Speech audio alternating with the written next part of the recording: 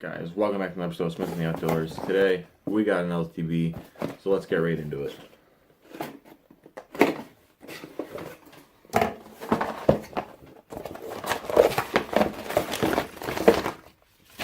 First up, we got this bait ball spinning rig. It's kind of like an Alabama rig, but it's not. I'm pretty sure these spin. We'll take a closer look into this, but this is awesome. I've always wanted to try an Alabama rig, and this is pretty much what it is.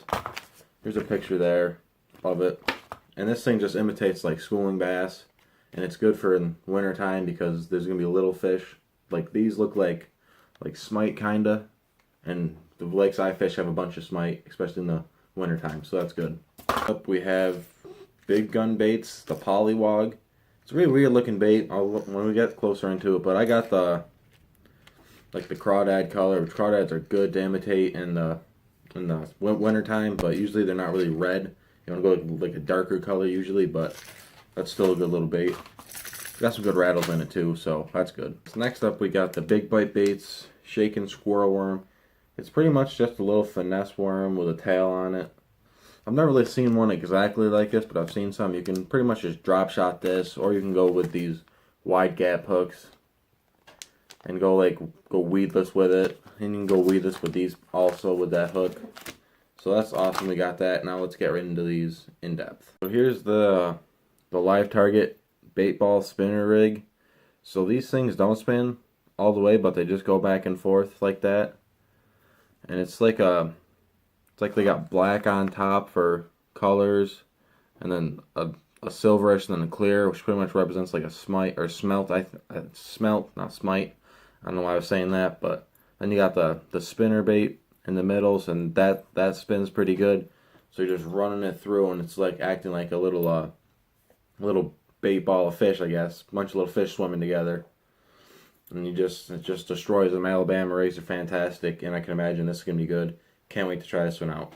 Next up, we got the polywog. It's like the reddish color. Can't really see because it's glare. I got so much lights in here, but if you look at the top of it, it kind of reminded me of like a frog, how a frog looks. So that's really weird of it, and it's not really a square bill. It's kind of rounded off. And these rattles are just crazy. I think it's got like one big one, then a few small ones. That'll definitely attract fish any time of year. So this is a cool lure to try out. And see if we can catch some fish on it. This is what the vertical shad white ice looks like. It's pretty clear and got a lot of sparkle to it, but as you can see, it's got little fins to it, which is pretty cool. I've never really seen fins sticking out like that on soft plastic, because that really imitates the fish, like trying to move around and whatnot. It's got the little tail in the back, but like I said, you can just weedless hook that and just drop it down, swim it, go act like a dying shad or something, and it'll just destroy the bass. This is the shaken squirrel worm in green pumpkin color. It's pretty much like a finesse worm, like I said. It's got a really flimsy tail, so you're just dragging it through the water. You're not making much racket through the water column. That's what you want. So the bass are finicky, like they usually are in the wintertime, and not going for loud baits. You throw on one of these, and they just catch them good.